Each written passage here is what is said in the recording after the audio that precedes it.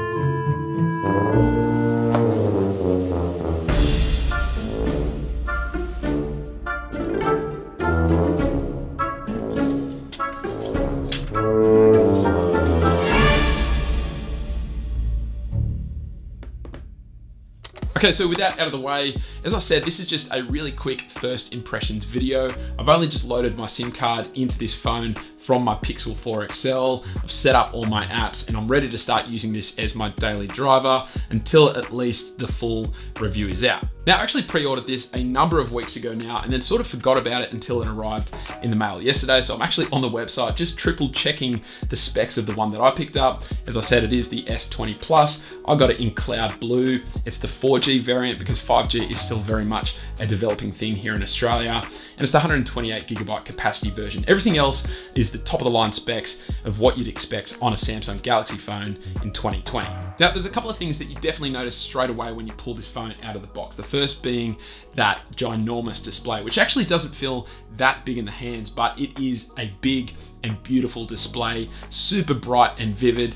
And the big talking point here is the 120Hz OLED.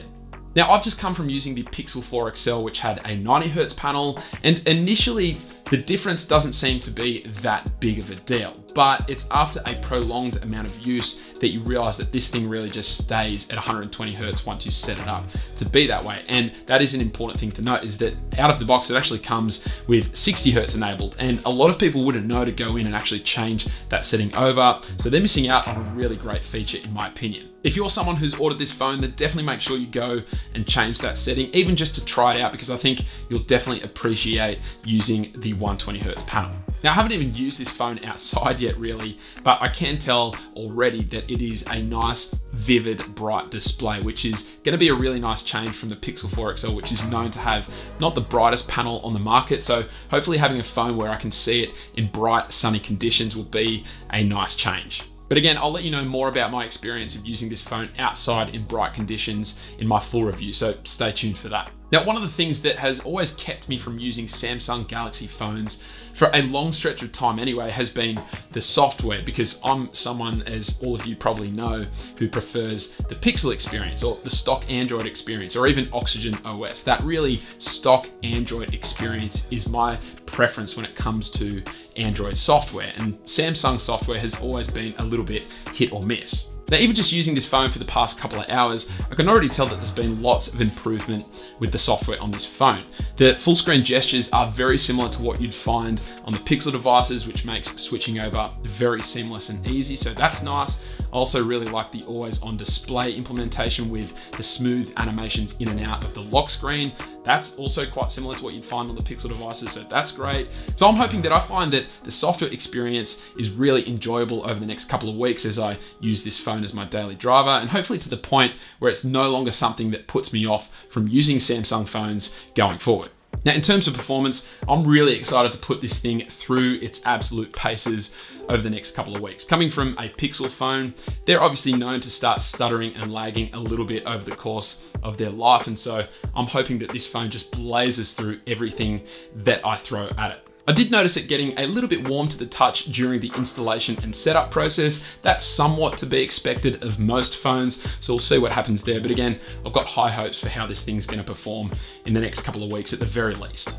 In terms of the cameras, I obviously haven't had near enough time to really put this thing through any proper testing at all. I have taken some pictures, which I'll show on screen now, so you can get some early impressions of just playing around with the different cameras on this phone.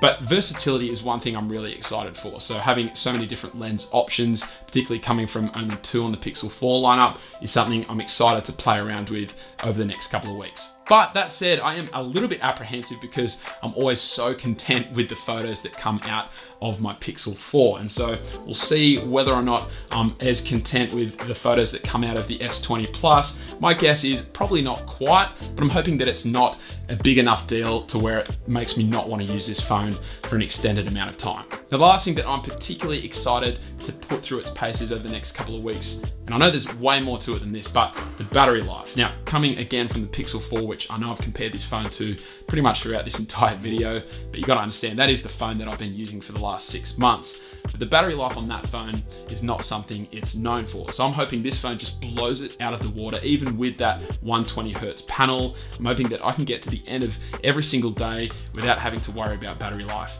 at all. But that is it for this first impressions and unboxing video of the S20 Plus. As I said, the full review video will be coming in the next couple of weeks, so definitely hit me up down in the comments below and let me know anything you want to see in particular in that full review video. Aside from that, hopefully you enjoyed the video. Thank you all very much for watching, and I will catch you later.